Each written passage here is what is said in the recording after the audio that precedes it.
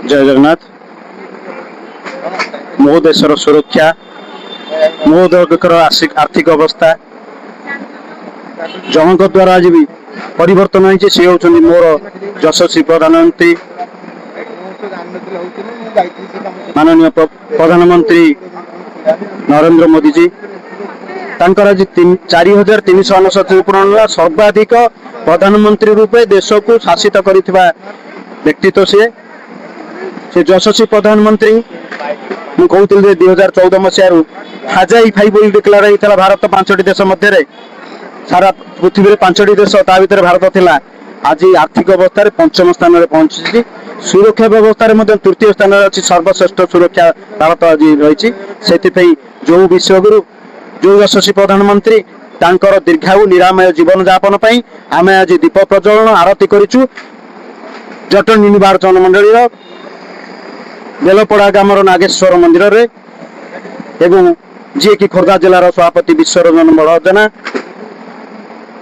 तांकर नेतृत्व में करा जायछि। तांकर दीर्घायु निरामय जीवन यापन से सेमती दीर्घायु निरामय जीवन यापन करूथांतु। एई देश एक नंबर हो 2047 भितर सेतिक आमे जगन्नाथ एवं नागेश्वर पाखर प्रार्थना करियो। जय जगन्नाथ। यशस्वी प्रधानमंत्री केमती दीर्घायु रुहतु एथिपाई दीप प्रज्वलन एवं आम प्रार्थना करूँ।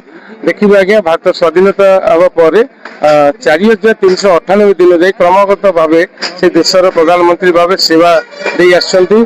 आमे चाहूँ देश ये नेतृत्व आगे चलू दीर्घायु रहू एवं देश जो एक्सटर्नाल अफेयर है कि इंटरनाल अफेयर है जो अग्रगति 2014 पर से दायित्व नवा पर आगू बढ़ी निश्चित भाव में विकसित भारत जो स्वप्न से देखते निश्चित भाव में परिपूर्ण हम।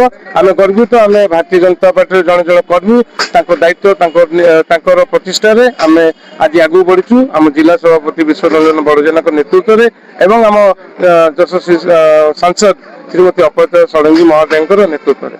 धन्यवाद।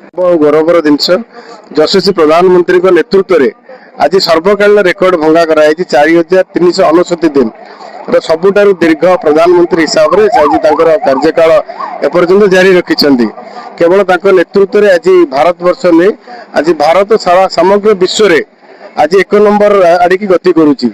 नेतृत्व में विभिन्न क्षेत्र में से कृषि टू आरंभ कर युव व्यापार हो आभ्यंतरण व्यापार हो राजनीति क्षेत्र सब क्षेत्र आज बहुत आगे अच्छी।